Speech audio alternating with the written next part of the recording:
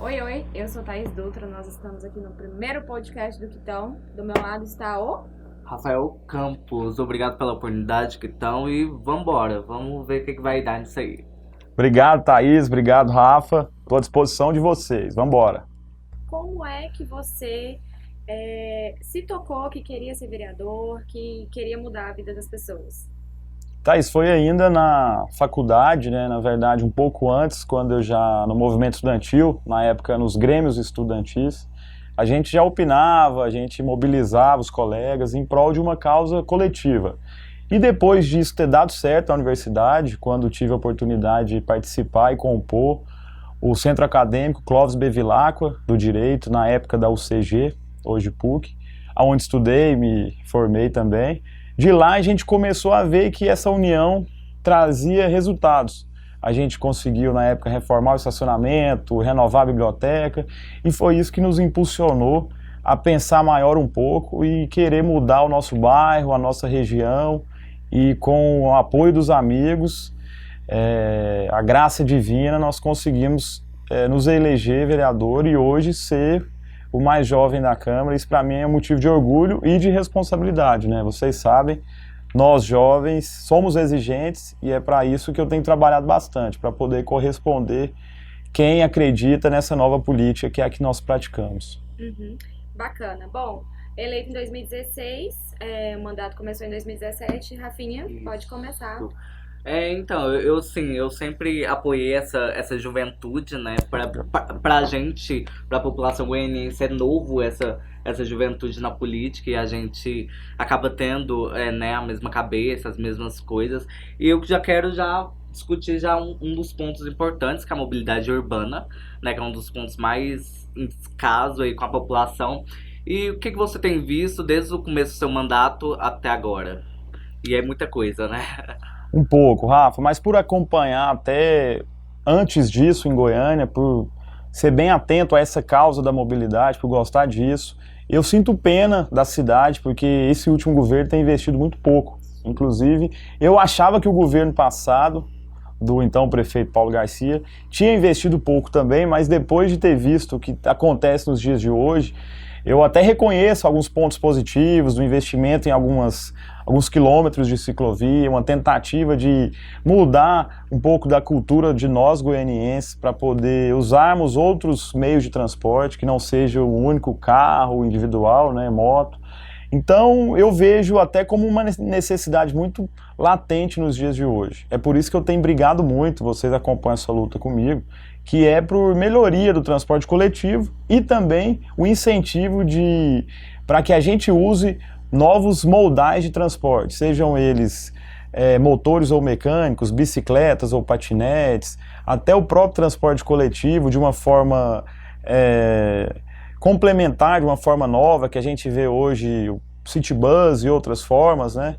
E além do que, a gente poder também melhorar o próprio trânsito, que é implantar os corredores, implantar duplicação em algumas vias, uma série de outras coisas, como sincronização inteligente de sinaleiros, que a gente sugeriu, até para dar segurança para o cidadão e também para melhorar essa questão da mobilidade em Goiânia, que eu acho que vai ser um dos pontos mais importantes no futuro, se a gente não cuidar agora. Pode vir a ser um problema grande. Bom, nas últimas semanas teve uma reunião da Câmara Deliberativa, né, do transporte coletivo, e eu queria que você falasse um pouco sobre a questão da criação, da possibilidade, né, a sugestão que você deu, da possibilidade de criar um fundo para financiar o transporte, né, já que as empresas argumentam muito que não tem dinheiro para investir e tudo mais. Como é que funcionaria esse fundo de investimento do transporte? Thais, o primeiro ponto que eu vejo como necessidade é a retomada da bilhetagem, que é a gente poder administrar esses recursos, porque hoje o consórcio que explora o serviço tem essa responsabilidade, que é de arrecadar, de pagar, de gerir tudo isso.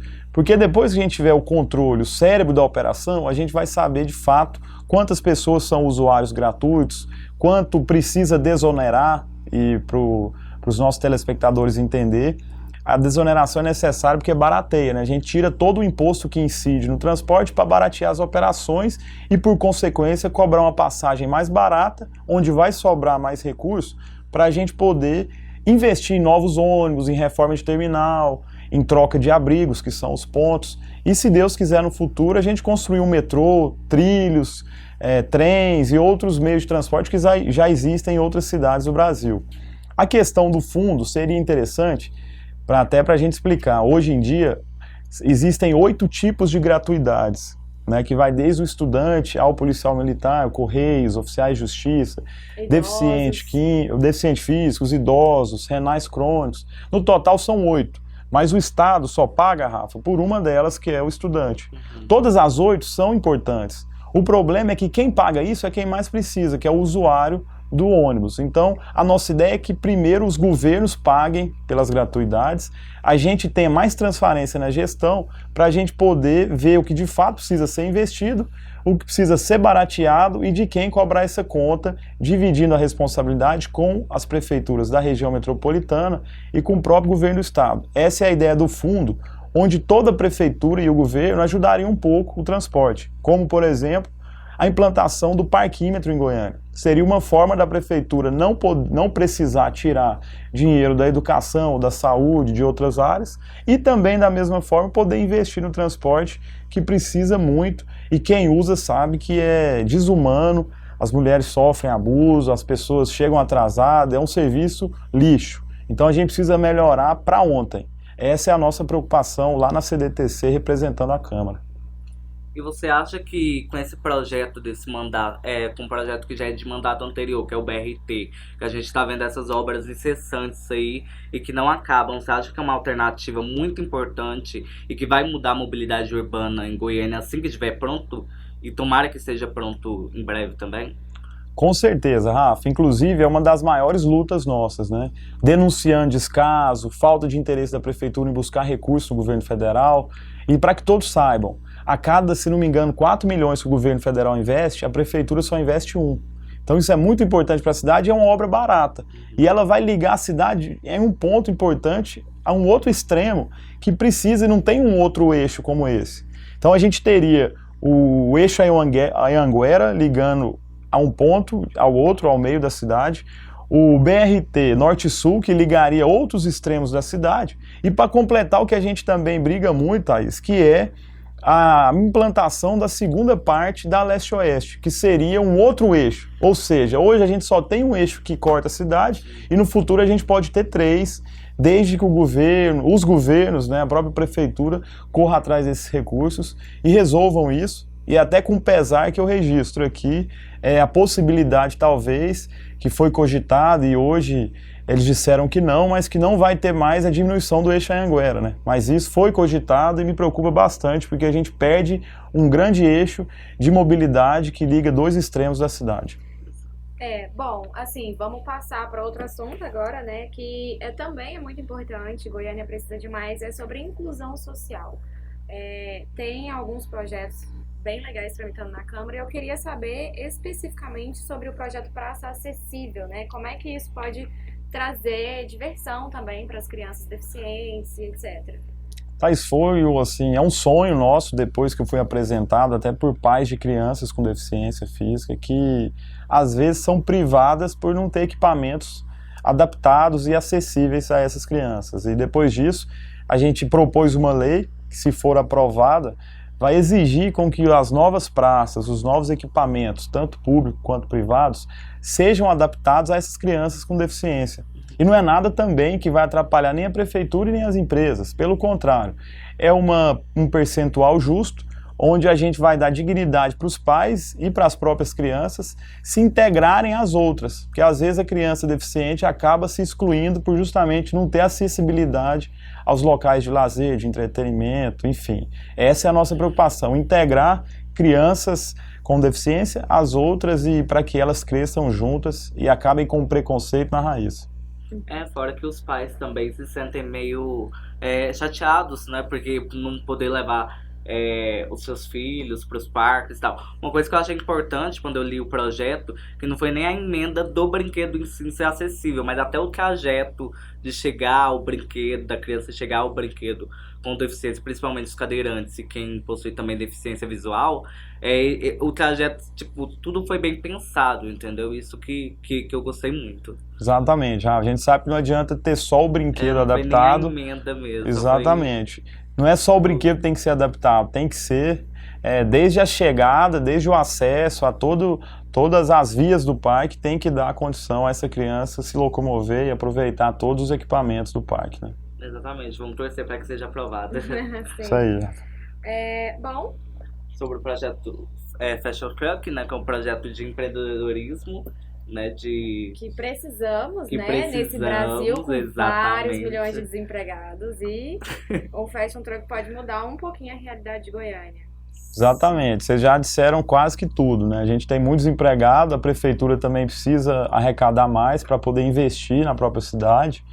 E nesse contexto onde os food trucks fizeram sucesso, né, a gente propõe também que seja legalizado, que a gente traga essas pessoas para a legalidade, liberando elas para que trabalhem com moda de forma itinerante, né? Que elas montem ali uma van, às vezes um truck, né? Uma Kombi, algum veículo adaptado que dê condição dela fazer venda da moda, de acessórios e roupas em qualquer lugar da cidade que lhe for permitido, né? Que não atrapalhe o trânsito e não infringe as regras do meio ambiente, por exemplo, o código de posturas. Essa é a nossa preocupação. É uma forma a mais de gerar emprego, é uma forma a mais da prefeitura arrecadar e é uma forma a mais de incentivar esse polo da moda que vem crescendo muito em Goiás e principalmente em Goiânia.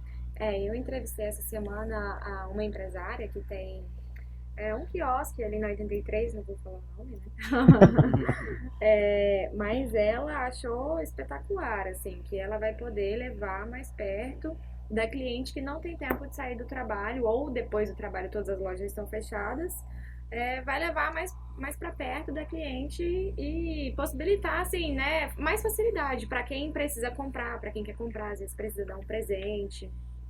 Exatamente, a preocupação é essa, para poder nos ambientes onde frequentam muitas pessoas, a gente poder também dar a opção da pessoa trabalhar ali o seu comércio de uma forma legal, né, gerando emprego e acrescentando ainda mais para a economia de Goiânia. Sim, e essa semana a gente teve uma pauta bem recente, na semana passada, na verdade, sobre o empréstimo de 780 milhões da prefeitura, sobre as obras que estão paradas e que devem continuar. E você pediu uma diligência para fiscalizar esse empréstimo, para que a gente possa também ter uma fiscalização, uma visualização sobre isso, só que foi negado, infelizmente. Eu queria que você falasse a respeito disso, porque você é o único que teve um voto contra em relação a todos os vereadores da casa. Eu queria que você falasse mais sobre isso, como que foi ter esse sentimento. Desculpa interromper, Rafa, mas para que esse empréstimo desse valor? Que tal? Esse é o primeiro ponto. É o que eu tento explicar sempre que me perguntam isso, Rafa. Por que você foi o único contrário, né? Você saiu derrotado? Eu vejo que não, pelo contrário, nós saímos engrandecidos, porque aonde eu chego as pessoas pensam assim, Thaís. Para que um empréstimo dessa grandeza? Ainda mais porque o próprio prefeito anunciou que tinha mais de 160 milhões de reais em caixa. Então, para que você vai tomar um empréstimo aí com mais de 1 bilhão no final da operação, né, contando com IOF, os juros compostos e todo o custo da operação, ficaria mais de 1 milhão para a prefeitura pagar com 24 meses de carência, ou seja, o atual prefeito não ia tirar nem um centavo do cofre desse governo e deixaria a dívida para as próximas gerações em 120 parcelas, ou seja, em 10 anos para a prefeitura pagar. E o pior disso tudo, ele enviou para a Câmara esse pedido de autorização do empréstimo com a relação das obras, e ao meu ver são obras, na maioria delas, eleitoreiras. Ao invés de investir, Rafa, na saúde, que tem um dos piores atendimentos do Brasil, que nós temos menos de um pediatra a cada 500 mil habitantes de Goiânia, ao invés de investir na educação, que nós temos uma lista aí de mais de 15 mil crianças fora da escola esperando vagas no CNEs, que são os Centros Municipais de Educação Infantil, ao invés de investir, por exemplo, na mobilidade, que é uma das bandeiras do nosso mandato, na questão da segurança, que pode ser combatida com a iluminação, com a reforma de praças e incentivando as pessoas a ocuparem os espaços, né?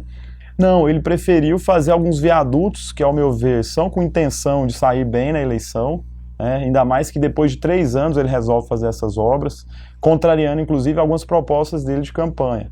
E também o que me preocupa é que são obras caras. Você vê, cada viaduto vai custar uma média de 30 milhões de reais. E ao invés disso, eu sugeri que ele fizesse a implementação dos 10 corredores exclusivos para o transporte coletivo, que já é até uma exigência do plano diretor de 10 anos atrás, que já venceu, e também umas outras ações de incentivo a meios alternativos de transporte para que o goianiense tenha uma melhor vida, né, uma melhor qualidade de vida, e não só deixar dívida para o município investindo em obras eleitoreiras sem precisar, tendo muito dinheiro em caixa. Não, e tem certos planejamentos também que parece que não vingam muito, né? Aquele viaduto ali da Marginal com a 88 existe, mas aparentemente, né, para mim não desafogou o fluxo nenhum. E aí daqui uns dias, conforme foi noticiado muito aí pela prefeitura, daqui uns dias eles vão fazer um novo viaduto na Jamel Cecílio, que já é uma região muito caótica, principalmente nos horários de pico, e com reforma, com desvio e etc, vai ficar ainda mais difícil de transitar lá. Eu concordo, inclusive a gente tem uma preocupação que depois que a obra está em andamento, a gente não pode querer paralisá-la, pelo contrário, né? A nossa fiscalização, você lembrou de um deles, e recentemente a gente foi visitar em loco aquele viaduto da 90 com a 136, que é uma preocupação grande por causa do impacto ali, Rafa, e muito comércio em volta está sendo prejudicado. Então a gente foi pessoalmente poder fiscalizar, até porque a obra já começou, então nós não vamos atrapalhar ela, pelo contrário, a gente vai ficar de cima para que eles cumpram o cronograma já adiantado, sem um atraso de nem um dia, nem um minuto, se for possível, nem um segundo na obra, porque isso impacta na cidade. E se a gente não conseguir convencer o prefeito que existem obras mais importantes que essa, que a gente faça pelo menos o básico, que é fiscalizar de perto e acompanhar o bom andamento delas para que, se ficarem paradas, não atrapalhem o cidadão, coisa que eu acho impossível acontecer, né? Uma obra parada atrapalha muito. Então a gente vai ficar de cima para que ela não chegue a parar, como aconteceu com o BRT e outras tão importantes para a cidade, que às vezes, por política, por prioridade de governo, acabam ficando de lado, sem ponderar o interesse da população, que tem que estar acima de todas as outras intenções, as outras atitudes, né? Exato. E por último, mas não menos importante, é o atendimento à população, né? Que é o atendimento ao gabinete. Se você tem alguma pauta, se você tem alguma sugestão, você pega o número do gabinete online, que é o WhatsApp, e conversa com a gente, que a gente vai discutir de boa sobre sua dúvida, sua demanda, sua pauta. E eu queria saber como que é esse atendimento, com quem que você mais recebe a população, e o que elas mais pedem, né, também. Rafa, é um mix de tudo, cara. A gente recebe associações de bairro, grupo de pessoas, times de futebol, associações. E o interessante, Thaís, é que cada uma dessas pessoas que vão ao gabinete ou que me procuram pelo telefone, pelo gabinete online, ou um de vocês, a nossa equipe, tem uma demanda legítima, né? Eles querem alguma melhoria para a cidade, para o seu bairro, e é em cima delas que a gente tem norteado nosso mandato, né? Justamente em resolver os problemas que chegam a nós e que a gente também percebe que a cidade precisa. Dar atenção, principalmente, às pessoas que às vezes estão carentes de um contato maior com o representante, e é isso que a gente tem buscado, né? O político ele tem que estar próximo das pessoas, não longe. Sim, não, e o vereador é até um pouco mais, né, assim, porque a gente anda pela Câmara e onde você vai tem alguém lá, assim, da população mesmo em geral, e senta e conversa, gabinete aberto, inclusive o Kitão falou sobre gabinete online, vai aparecer o número bem aqui embaixo, você pode mandar o WhatsApp, todos nós vamos atender a sua solicitação, e o próprio Kitão vai responder vocês, então é isso. Essa foi o primeiro de uma série de podcasts que a gente quer implantar esse novo canal de comunicação entre você, população, você, eleitores. Aceita sugestões, críticas, como Exatamente, obrigado vocês. Primeiro pela iniciativa, parabenizo aqui nossa equipe, que é 10, né? E peço a você que está nos assistindo, se tiver alguma demanda, alguma ideia, uma sugestão para a gente discutir aqui entre nós, e se você quiser participar também, mande um zap pra gente. Valeu, fiquem com Deus. Mesmo, galera, ouviu que então? Manda um WhatsApp pra gente com sua pauta, sua sugestão, a gente vai estar aqui sempre presente, tá bom? Fiquem com Deus e até a próxima.